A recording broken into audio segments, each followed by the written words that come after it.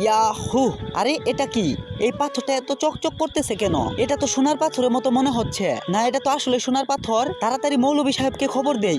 এই যে আসুন মৌলভী সাহেব, এই দেখুন আমি যখন কাজ করতেছিলাম তখন এই সোনার পাথরটা আমি পরে পাই। আরে এই সোনার পাথরটা তুই কত টাকা দাম রাখবি? আরে মৌলভী সাহেব, আমি গরিব মানুষ, কিছু বুঝি না, আমাকে আপনি 10 লক্ষ টাকা দিন। আরে ওকে 2 লক্ষ টাকা ধরিয়ে দে তো। আরে মৌলভী সাহেব, আমাকে মাত্র 2 লক্ষ টাকা দিলেন, আমি তো 10 লক্ষ টাকা চাইলাম। আরে দেখ, একে তো অন্যের জমিনে কাজ করিস, বেশি কথা বললে সোনার পাথরটা রেখে ঘাট ধাক্কা দিয়ে তাড়িয়ে দিব। আচ্ছা ঠিক আছে মৌলভী সাহেব। আরে যা, তুই গিয়ে সোনারুকে ডেকে আন। সোনারু সাহেব, আমার এই সোনার পাথরটার দাম কত হতে পারে? এটা দেখে তো সোনার পাথর মনে হচ্ছে না। অনেকদিন ধরে রোদের মধ্যে থাকার কারণে এর উপর আয়রন পড়ে গেছে, এই জন্য এই পাথরটার রং সোনার মতো হয়ে গেছে। আচ্ছা বিশ্বাস হচ্ছে না, দাঁড়ান আমি পাথরটা ভেঙে দেখাচ্ছি। তার আগে গাইস, আপনার কাছে সামান্য কিছু টাকা নাকি মাকে বেশি প্রয়োজন? আমার মতো যার মাকে প্রয়োজন তারা অবশ্যই ভিডিওতে লাইক দিয়ে চ্যানেলটি সাবস্ক্রাইব করে দিবে আর কমেন্টে আই লাভ ইউ মা লিখে যাবে। আসলে আমি দেখতে চাই আপনি টাকার চেয়ে মাকে কতটা ভালোবাসেন।